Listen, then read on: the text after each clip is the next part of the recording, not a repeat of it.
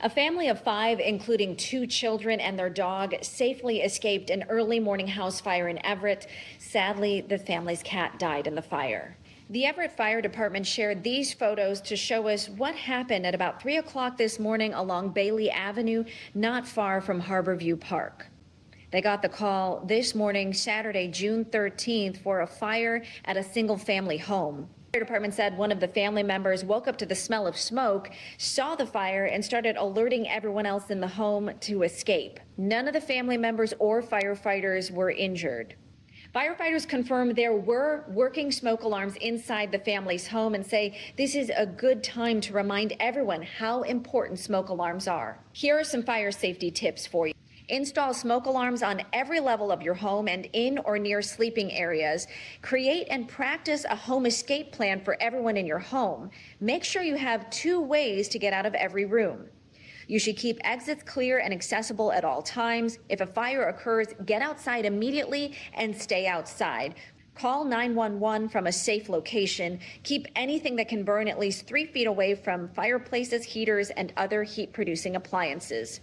The fire department says as soon as the family was outside safely, neighbors started to help them, along with the Red Cross volunteers on scene. Unfortunately, the Everett Fire Department says the home is a total loss. It's destroyed. Right now, they're looking for the cause of the fire. I'm Savannah Welch at SeaTac, where we're standing in the brand new Sea Concourse expansion, which is now open to travelers as of this morning. There are 16 dining and retail options that are now available for passengers, a prayer and meditation room, a nursing room, and a new Alaska Airlines lounge. This is a major addition to the airport, has more than 148,000 square feet of new space, and it's one of the largest expansions in the airport's history. It took 6 years to complete. The $399 million project stretches 4 floors. Airport leaders say it's more about maximizing the space they built up instead of out. So there are a lot of new options for travelers just in time for the World Cup. Reporting at SeaTac, Savannah Welch, King 5 News. So this is a really silly little thing that brings me a lot of joy. As the weekend meteorologist, I come in after our morning meteorologist, Ashley Ruiz. Ashley is one of the biggest animal lovers I have ever met in my life, and she always pulls up the Seattle Aquarium's otter cameras during her morning show, and she'll leave it up so when I come into work, I get to see them. So look at this. This is what I come into work to.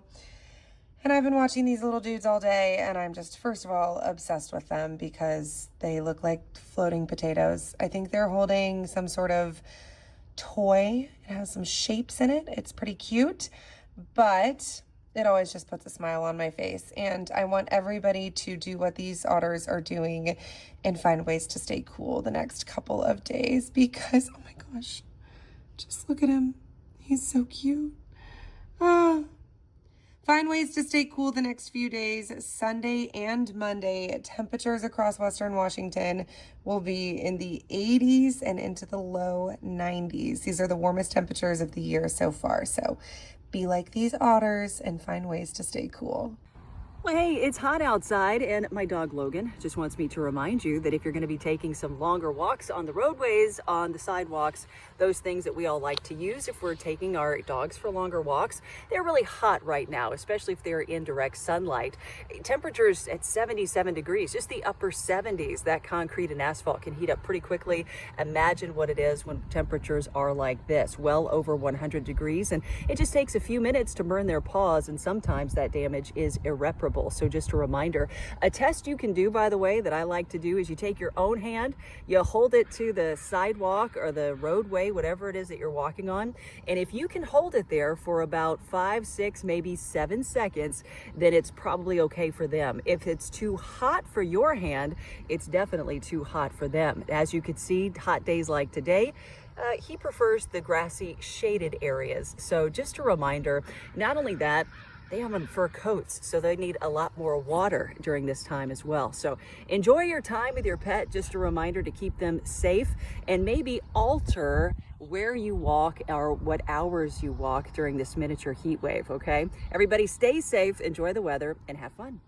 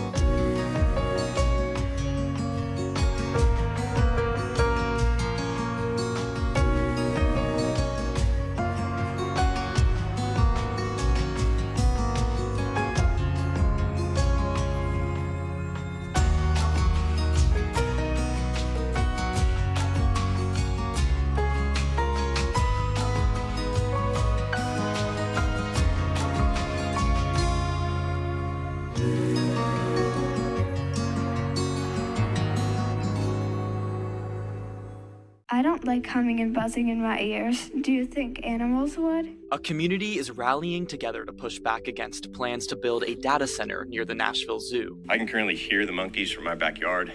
Would love that to continue. I mean, we're crying for help. We need this protection. The zoo says the noise and light from the facility would, quote, dramatically affect animal behavior and be detrimental to conservation efforts, especially for its endangered clouded leopards. In a social media post, the zoo says it's filed a zoning appeal to overturn the permits approved for the project. The controversy has gained the attention of country musician Brad Paisley. He posted a video on social media encouraging people to sign a petition against the data center. It doesn't belong there. It would be an enormous monstrosity, an absolute eyesore, and detract in every way from not only the zoo but that area. DC Blocks, the AI company behind the facility, told CNN affiliate WTVF it has plans in place to alleviate the community's concerns, including measures to limit sound, water usage, and electricity. After hours of public comment, the Planning Commission postponed a vote to restrict such data centers until its next meeting on June 25th.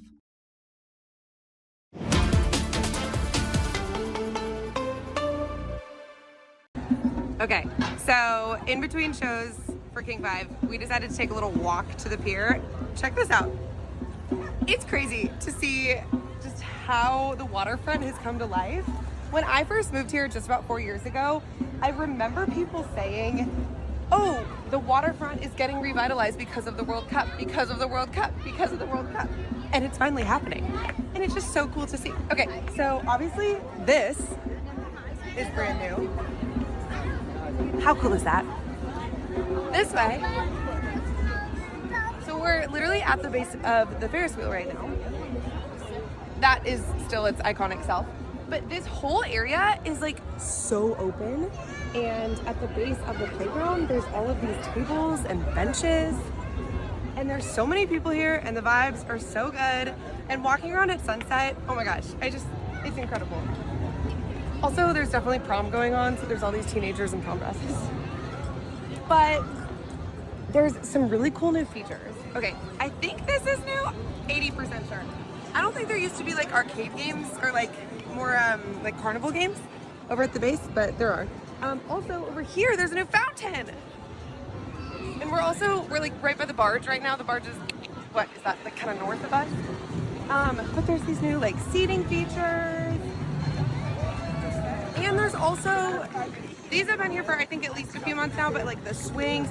Anyway, moral of the story is, it's World Cup weekend 1. There are so many people out here. The weather's beautiful, vibes are good. We were just talking about how we're kind of romanticizing Seattle, but this, I think, it romanticizes itself. It's just so spectacular. I personally, I'm loving walking around. I would recommend everybody walk around and just take in the sights. It's really good people watching. But enjoy the weekend, everyone.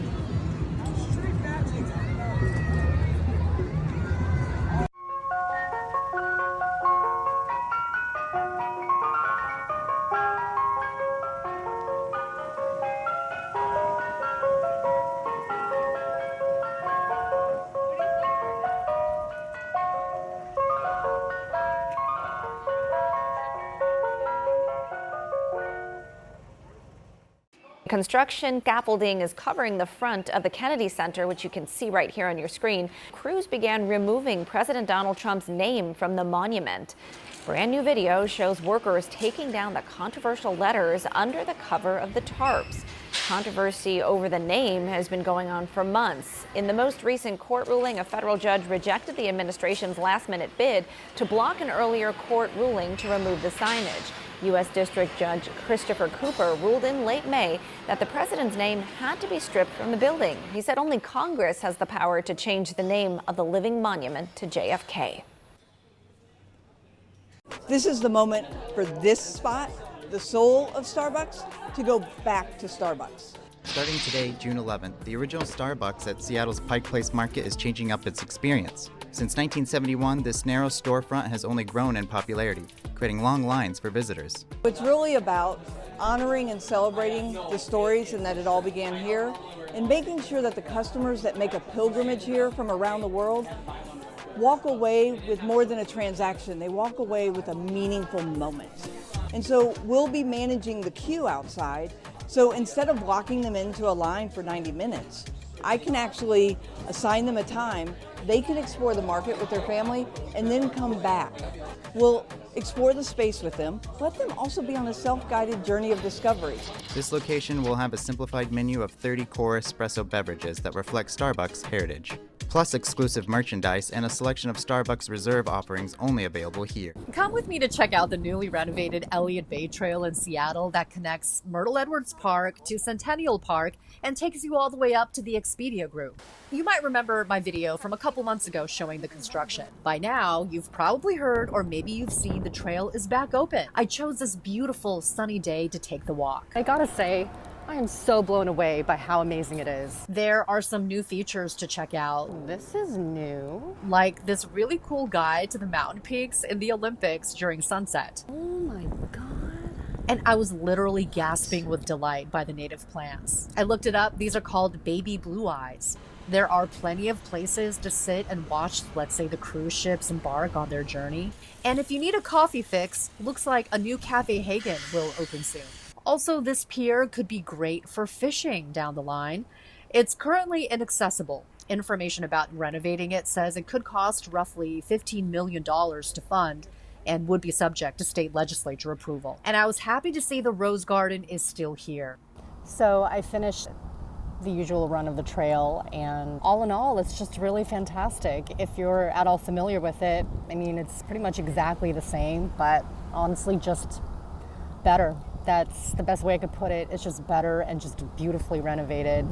And I can't help but think that the community is so lucky to have this trail. So come on over and enjoy it. The community showed up, and they showed up in a big way.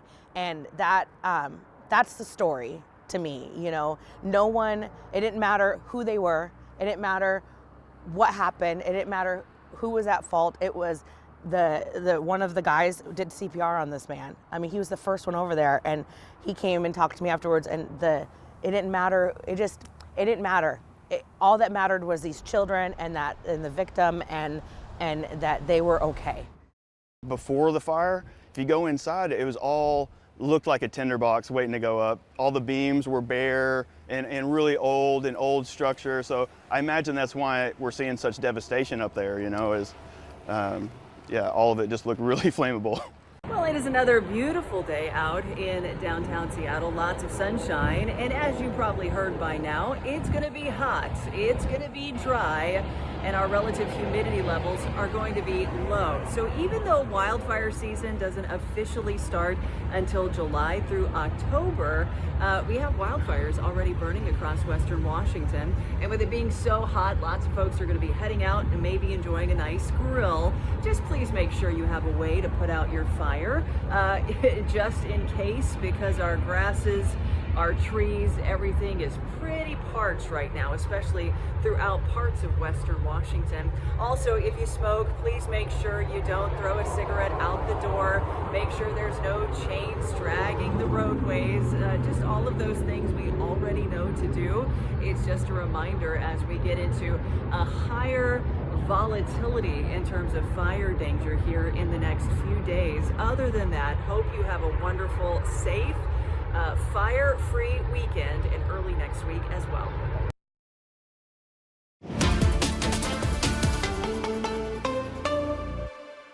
He might not have been involved in anything. Could have just been some random look or something. Someone took the wrong way. And that's kind of the mentality of some of these people these days.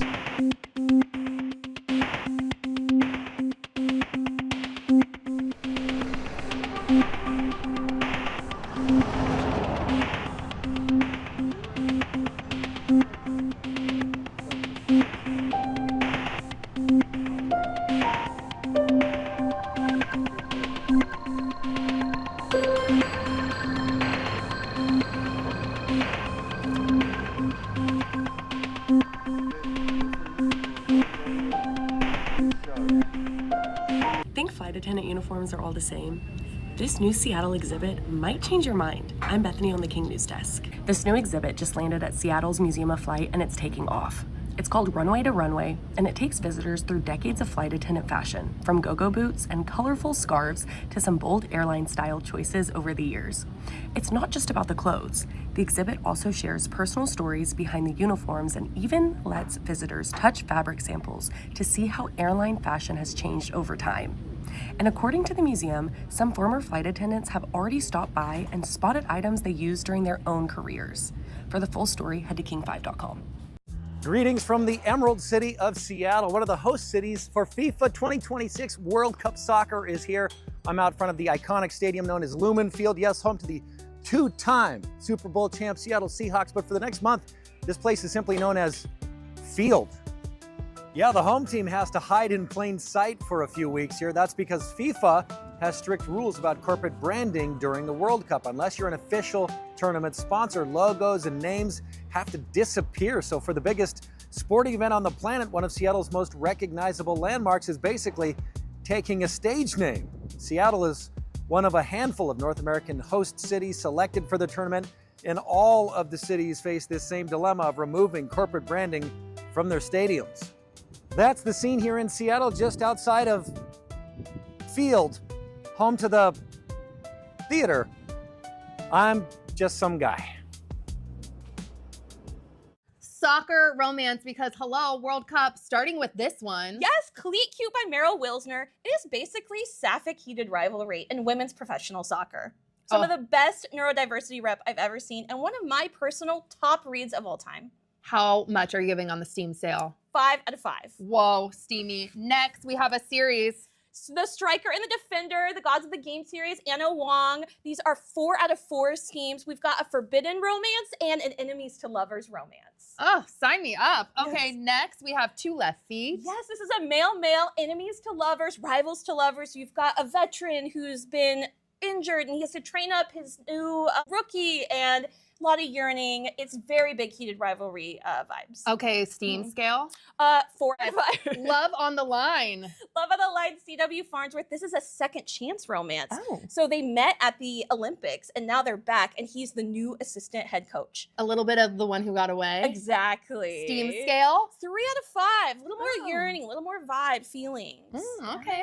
And last but certainly not least, The Princess Match. A princess? Yes, it is a forbidden royal romance between the crown princess of England and the captain of the women's national team. And they have to decide if they're going to break the rules and, you know, what's going on there. Is their match worth, you know, blowing everything up? Yeah. Stay tuned for that Steam rating. 4 out of 5. Okay, thank you so much. I wish Kruger was still there, because every time I go to the Mariner ballpark, I always get identified as Bill Kruger. They're like, "Hey, Bill Kruger." I don't know if that's a compliment to Bill or not. Last time I was at the ballpark, Paul got mistaken for Rick Riz. So there's something about you guys just being. I don't want to go into all the guys I've been mistaken for sure. Thank you for bringing that up, Ariel. I get Tony Ventrella once a month. It's crazy. Is that right? Oh yeah. Hey Tony, I'm like, hey, how you doing? You know. People see you guys at the ballpark and they think baseball. Exactly. Yeah, that's right. All right, Dave. Bill Kruger, we appreciate you coming on. Thanks a lot. Hey, we'll see you.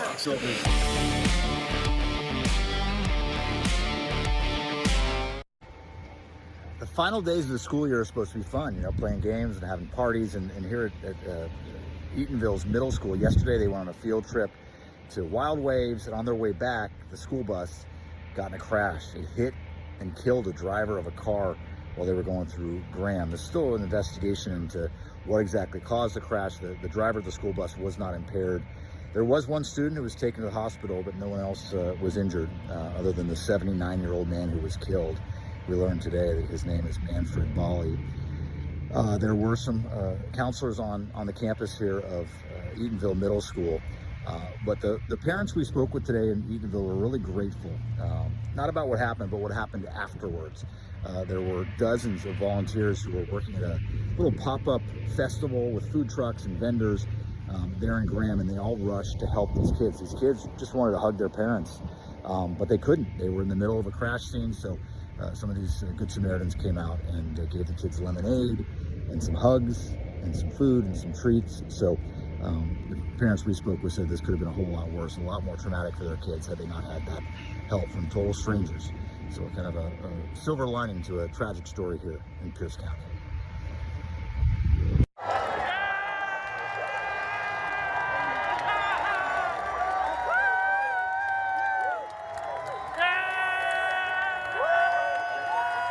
Honestly, I couldn't sleep very well last night. I mean, so excited, haven't been this excited about a U.S. match maybe ever. And I've seen all of them I can remember, since '94 when I was 10 years old. So really excited, can't wait for Friday, get to see them in person. This is gonna be that once-in-a-lifetime experience. It's gonna be there, like I said, with my son and daughter. I think it's gonna be looking back when I'm a grandfather or something like that. We'll talk about that time we saw the U.S. national team play in person.